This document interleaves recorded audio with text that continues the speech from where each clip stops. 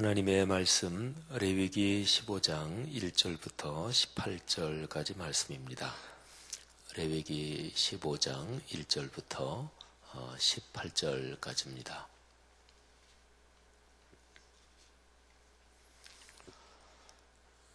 자, 우리 다 함께 같이 봉독하겠습니다. 여호와께서 모세와 아론에게 말씀하여 이르시되 이스라엘 자손에게 말하여 이르라. 누구든지 그의 몸에 유출병이 있으면 그 유출병으로 말미암아 부정한 자라. 그의 유출병으로 말미암아 부정함이 이러하니 곧 그의 몸에서 흘러나오든지 그의 몸에서 흘러나오는 것이 막혔든지 부정한즉 유출병이 있는 자가 눕는 침상은 다 부정하고 그가 앉았던 자리도 다 부정하니 그의 침상에 접촉하는 자는 그의 옷을 빨고 물로 몸을 씻을 것이며 저녁까지 부정하리라. 유출병이 있는 자가 앉았던 자리에 앉는 자는 그의 옷을 빨고 물로 씻을 것이요 저녁까지 부정하리라.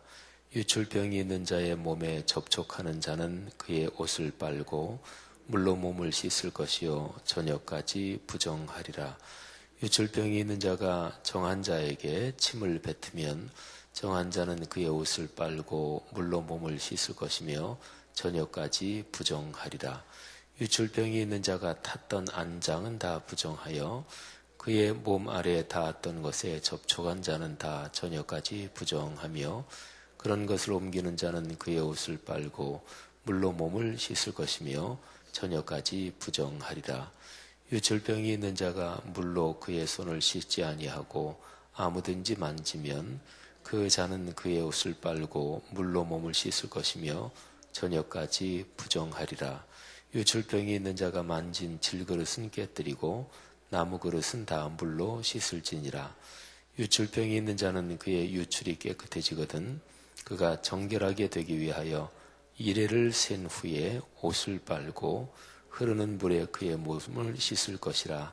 그러면 그가 정하리니 여덟째 날에 산비둘기 2마리나 집비둘기 새끼 2마리를 자기를 위하여 가져다가 회막문 여호와 앞으로 가서 제사장에게 줄 것이요 제사장은 그 한 마리는 속죄제로 다른 한 마리는 번제로 드려 그의 유출병으로 말미암아 여호와 앞에 속죄할지니라.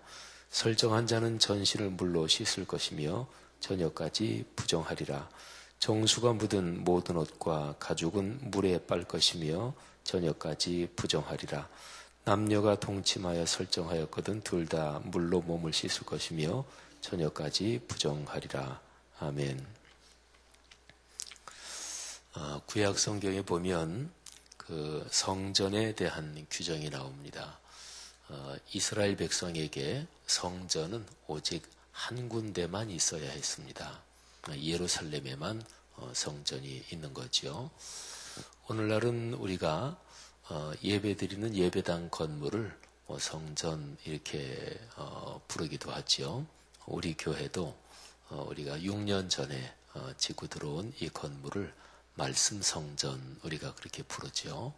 특별히 이 건물, 이 예배당에서 하나님의 말씀이 삶으로 늘 이어지도록 하옵소서. 그래서 이제 우리가 말씀 성전 그렇게 부릅니다. 그리고 밑에 이제 우리 교회 여기 들어오는데 현관 오른쪽에 보면 이만한 바위 덩어리 거기에다가 기초석을 그 바위 덩어리를 삼은 거죠. 반석이라고 써 있는 그 반석 바위. 이거 옆에 보면 말씀 성전이라고 또 써놨습니다. 그러니까 교회당, 예배당 건물을 말씀 성전 이렇게도 부르는 거죠. 성전이라고도 부르는 거죠. 근데 구약 성경에서는 성전은 딱 한 군데밖에 없었습니다. 예루살렘. 그 외에는 성전이 있으면 안 되었습니다. 근데 그 이유는 성전은 원래 그렇게 한 군데만 있어야 되느냐? 근데 지금 이유가 중요합니다. 이유가 그 고대 근동 지방에 다른 종교들, 이제 이 다른 민족들의 종교, 여러 가지 우상을 섬기는 종교가 잡다했죠. 그 다른 종교에 혼합되지 않게 하려고 그래서 이제 성전은 오직 한 군데만 있도록 했던 거죠. 그 당시에 말씀이 말이죠. 이 성경 말씀이 오늘날처럼 그 인쇄술이 있던 때도 아니고요. 또 글을 읽을 줄 아는 사람은 전체 사람들 민족 중에서 소수였습니다. 그러니까 하나님의 말씀, 하나님의 뜻을 정확하게 깨닫고 그대로 살아야 되는데, 근데 그렇지 않을 경우는 이게 우상이나 신앙이 잡스러운 것하고 막 섞이기가 쉬웠거든요. 그래서 이제 성전은 오직 딱 한 군데만 있도록 했습니다. 그 목적이 뭐냐? 그게 바로 하나님을 믿는 신앙에서 벗어나서 다른 우상 숭배하고 혼합되고 뭐 이런 거를 방지하기 위한 것이죠. 그래서 거기에 담긴 그 의미를 생각하면 이런 것입니다. 하나님을 믿는 신앙은 하나님의 뜻에 따라 신앙생활을 해야 되는 거지요. 그건 너무나 당연한 거지요. 하나님을 우리가 섬기니까 그분의 뜻에 따라 신앙생활을 해야 되는 거잖아요. 근데 그분의 뜻에 따라 신앙생활하는 것이 무엇인가? 그거는 그분의 말씀을 따르는 것입니다. 그분이 주신 그 언약을 따라 사는 게 그게 신앙이에요. 그러니까 구약 성경에서 그거를 지켜가는 것, 그게 바로 성전을 한 군데만 정하고, 그리고 거기에 가면 이제 두루마리, 짐승 가죽이나 뭐 이런데, 옛날엔 종이가 없었으니까 그런 데다가 쓴 하나님의 말씀이 그 성전에 있고, 그리고 이제 거기를 제사장이나 말씀을 가르치는 선생들이 그거를 말씀을 가르치고 또 말씀을 듣고 그리고 제사를 드리고 이제 그랬던 거죠. 오늘날의 우리 신앙으로 보면 66권 성경 말씀을 읽고 또 암송하고 묵상하고 또 필사도 하고 그러잖아요. 하나님의 거룩한 말씀을 늘 묵상하고 그 말씀을 깨닫는 것, 이게 이제 핵심입니다. 성도 여러분, 그리스도인으로서 이 삶의 길을 걸어가면서 늘 기록된 말씀이 우리 삶의 또 우리 신앙의 중심이 되기를 주님의 이름으로 축복합니다. 그런데 신앙이 혼합되거나 또는 말씀에서 적절하게 타협하거나 그러면 안 된다. 이제 그런 것 중에서 하나가 다른 민족의, 그러니까 우상을 섬기는 민족하고 이게 문화적으로 섞이면 그럴 가능성이 많았습니다. 구약 성경에서 이스라엘 민족은 다른 민족하고 결혼하지 말아야 된다. 이런 것이 상당히 강합니다. 그거는 하나님의 말씀에 명시적으로 뭐 십계명에 나온다든지 아니면 다른 계명에 다른 민족하고 결혼하지 말아라. 이렇게 명시적으로 나오거나 그런 건 아니에요. 근데 이제 이스라엘 백성이 살았던 시대를 보면 특별히 포로로 끌려갔던 바벨론 포로 기간, 그러고서 이제 다시 돌아오죠. 다시 돌아왔을 때 이런 점이 굉장히 강조됩니다.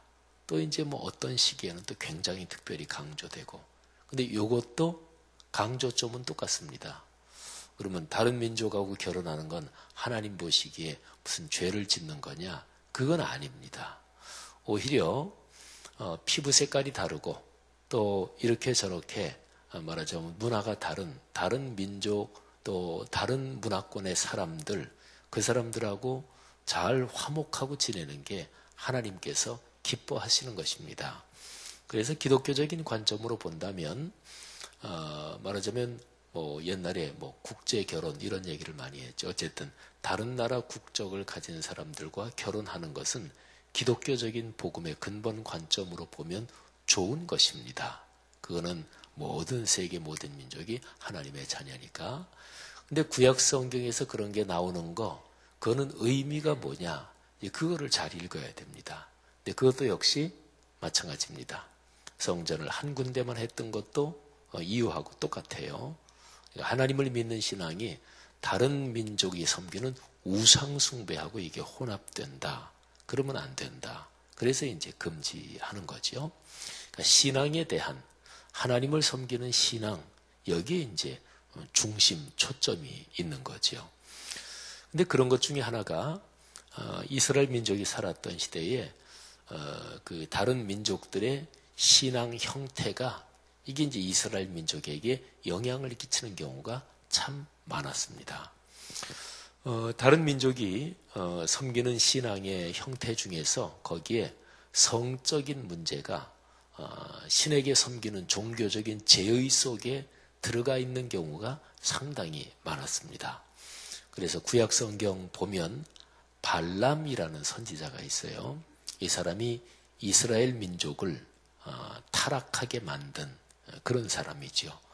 그래서 신약 성경에 이르기까지 그 발람 선지자 하면은 말하자면 우상을 섬기게 만든 이스라엘 민족을 신앙에서 벗어나게 미혹한 그런 선지자 중에서 대표적으로. 근데 발람은 사실은 하나님을 섬기는 선지자는 아니었습니다. 그러니까 요즘 말로 말하면 그냥 우상을 섬기는 점장이 정도, 점쟁이 이랬는데 뭐 성경에 선지자 이런 표현도 나오니까. 근데 어쨌든 하나님을 섬기는 그런 선지자 예언자는 아니지만, 근데 이 발람 선지자가 이스라엘 민족을 미혹하게 하고 그리고 죄짓게 한 게 뭐냐면 그 당시에 미디안 종교에 미디안 사람들이 자기들 신한테 예배를 드리고 자기들 신한테 제사 드릴 거 아니겠어요? 근데 이스라엘 사람들을 미디안 사람들이 제사 드리는 거기에 초청을 해가지고 그래서 그쪽으로 빠져들게 했습니다. 근데 미디안 사람들이 자기들 신한테 제사 드리고 하는 데는 제사를 드리면서 성적인 게 아예 제사의 과정 중에 들어가고 그랬습니다. 근데 그런 것은 고대 근동 지방에 이런저런 여러 종교에 많이 있었습니다.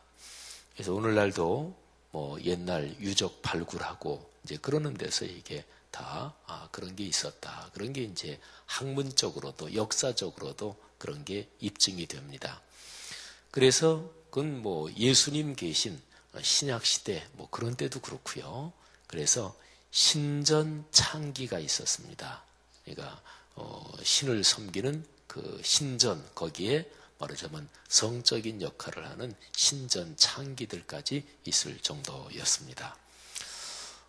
사람은 살면서 자기들이 도무지 통제할 수 없는 거 거기에 대해서는 뭔가 신적인 의미를 부여하고 또는 뭐 악마적인 힘이 있다든지 이런 생각을 하는 게 우리 인간의 종교심입니다.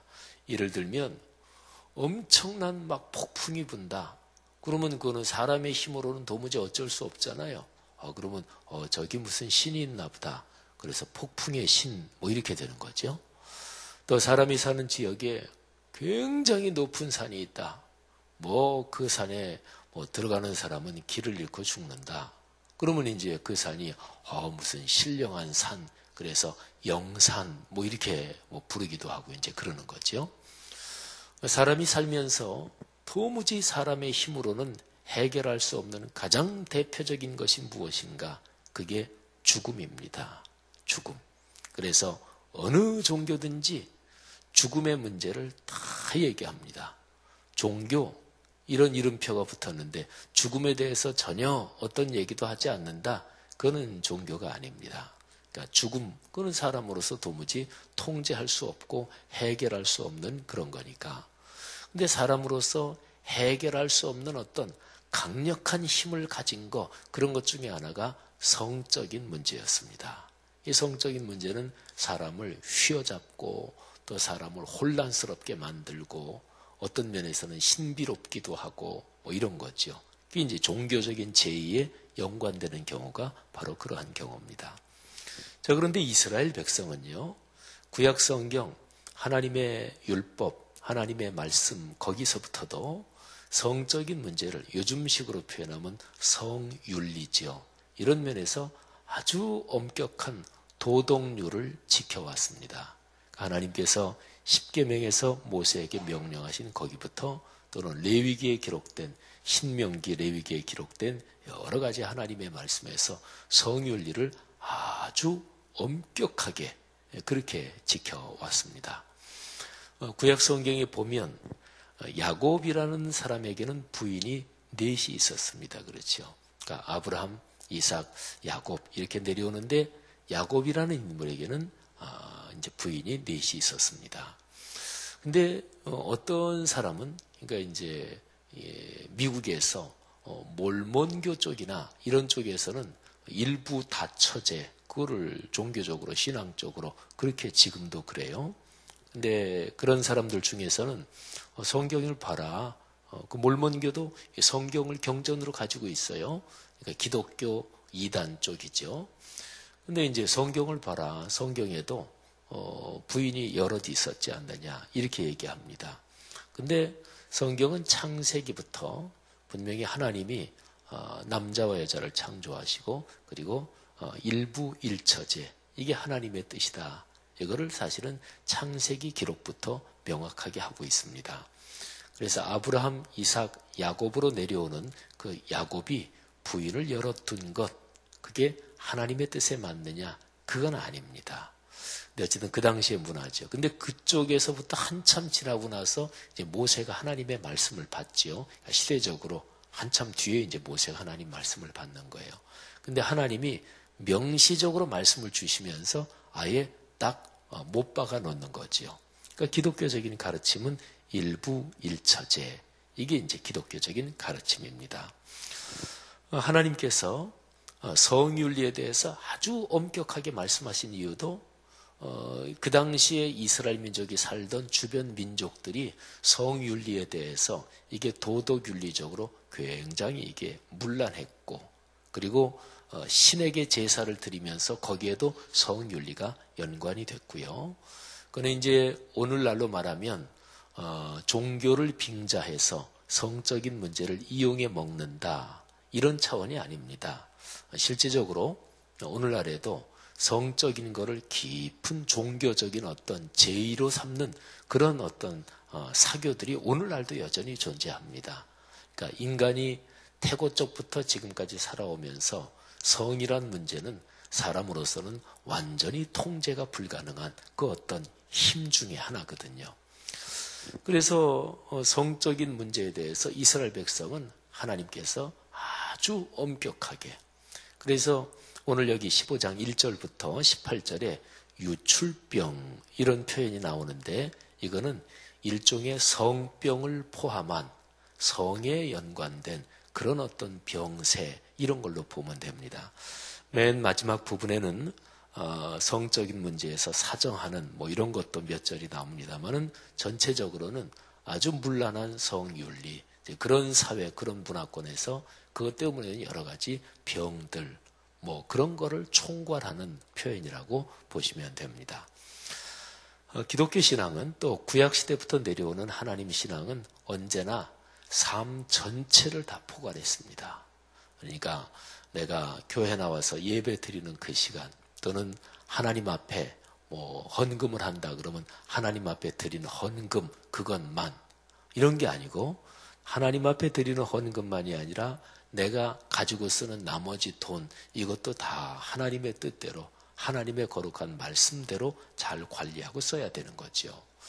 교회 나와서 예배 드리는 시간만이 아니고 예배 끝나고 나가서 생활하는 모든 시간이 다 하나님의 뜻 가운데 지내야 되는 거죠. 그러면 사람이 사는 생활 영역에서 아주 구체적이고 누구나가 다 살아가는 일상의 모든 삶이 다 하나님의 거룩함 안으로 들어와야 되는 거죠. 부부의 생활 또는 뭐 장사하고 사업하고 또 사람이 하나님이 창조하실 때 성적인 존재로 창조하셨고 남성과 여성을 창조하셨는데 뭐 그것도 하나님의 뜻대로 하나님의 말씀대로 잘 관리하고 선용해야 되고 모든 게 이제 그런 거죠. 그래서 구약 성경에 지금 레위기 15장 이제 그 뒷부분은 이제 여성에 대한 경우가 또 기록이 되어 있습니다. 그래서 레위기 15장 전체는 성윤리에 대한 아주 엄격한 가르침이다. 이렇게 볼 수가 있죠. 그래서 이스라엘 백성은요, 구약시대에도 다른 민족들하고 삶의 스타일이 상당히 달랐다. 이렇게 이제 학자들이 봐요. 그 중에 한 예가 이스라엘 백성이 살았던 그 고대 근동 지방 거기에서 거의 모든 민족들 국가들이 절대 왕권을 가지고 있었습니다. 그러니까 왕은 절대 권력을 가지고 있었고 왕은 신이었습니다. 그런데 이스라엘 민족만은 이게 달랐어요. 왕은 절대자가 아닙니다. 왕도 하나님의 말씀 아래에 있는 사람이었고 왕이 가지고 있는 권한은 절대적인 게 결코 아니었습니다. 이게 달랐거든요. 그것도 이제 하나님 절대 창조의 주권자를 섬기고 있다. 이 점에서 달랐던 거예요. 근데 그런 점을 비롯해서 이스라엘 백성들의 성적인 윤리 문제는 아주 엄격했습니다. 그는 신약 시대에 내려오는 이제 우리 기독교 모든 역사에도 역시 마찬가지입니다. 사랑하신 여러분, 그리스도인으로 살아가는 것은 세상 사람들과 분명히 다른 그 무엇이 존재해야 그리스도인입니다. 우리 신앙인이 살아가는 그 사회에 다른 사람들이 살아가는 뭐 이런저런 삶의 모습하고 다를 게 없다. 그러면 신앙인이 아니지요. 근데 그 다른 거는 어디에서 비롯되느냐? 기록된 66권 성경 말씀 하나님의 뜻에서 비롯되는 거죠. 성도 여러분, 하나님의 거룩한 말씀을 붙잡고 그리고 말씀에서 하나님이 주시는 뜻을 따라 사는 그런 복이 있기를 바랍니다. 하나님께서는 그 가운데 복을 걸어 놓으셨습니다. 이거는 뭐 창세부터 계속해서 이어져 온 하나님의 거룩한 뜻인 거죠. 기록된 말씀, 또 거기에서 깨달은 하나님의 뜻, 또 그게 삶으로 이어지면서 하나님이 주시는 복, 우리 그리스도인의 삶에 늘 넉넉하고 또 그것 때문에 이 세상 살아가면서 하나님이 가르쳐 주신 사랑과 관용, 또 올곧음과 공의, 정의 또는 삶의 품위 이런 데서 안 믿는 사람들과 비교해서 참 다른 사람들이 보기에도 저 사람들의 삶은 참 아름답다. 저 사람들의 삶은 참 그 품위가 있다. 그리고 참 저 사람들은 남을 그렇게 배려한다. 모든 사람을 대하든지 선의와 호의로 대한다. 이제 그런 그리스도의 향기가 드러나고 그로써 주의 복음이 전해질 수 있는 거죠. 오늘 하루도 그런 복이 넉넉하기를 주의 이름으로 축복합니다. 기도하겠습니다. 하나님 아버지 은혜를 감사합니다.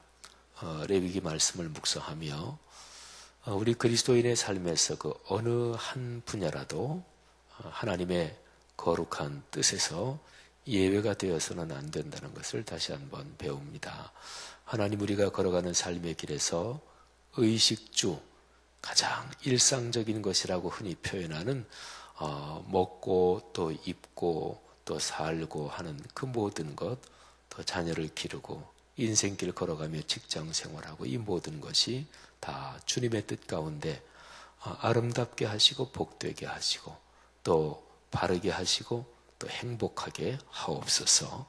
우리 그리스도인이 걸어가는 삶의 길에서 우리가 몸을 가지고 육신을 가지고 살아가기 때문에 필요한 모든 것들, 그러나 동시에 육신을 가지고 살아가기 때문에 유혹받기 쉬운 모든 것들, 그런 일에서 하나님의 거룩한 뜻을 잘 분별하게 하옵소서.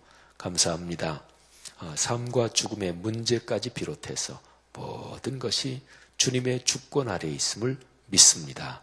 전능하신 주님이시여, 당신의 자녀들이 걸어가는 삶에 긍휼을 베풀어 주시며 큰 은혜를 베풀어 주시옵소서. 오늘 하루도 주님 손 꼭 붙잡고 하나님의 자녀로 살아가는 복된 날 되게 하옵소서.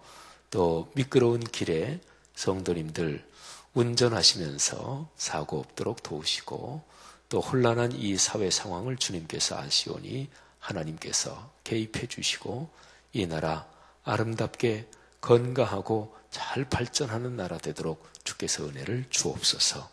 예수 그리스도 이름으로 간절히 축복하며 기도합니다. 아멘.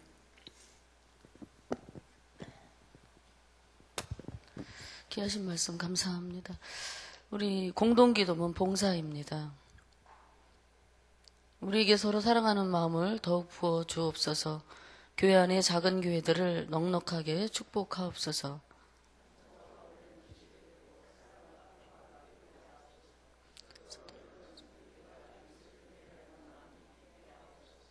사회 약자를 끌어안는 신앙적 어머니 공동체, 소외된 계층을 돌아보는 사회적 희망의 공동체, 올바른 가치를 살아내는 정신적 공의의 공동체이게 하옵소서. 우리 교회가 여기 있어 지역사회와 시대가 복되게 하옵소서. 아멘. 다 같이 주기도문 하시겠습니다.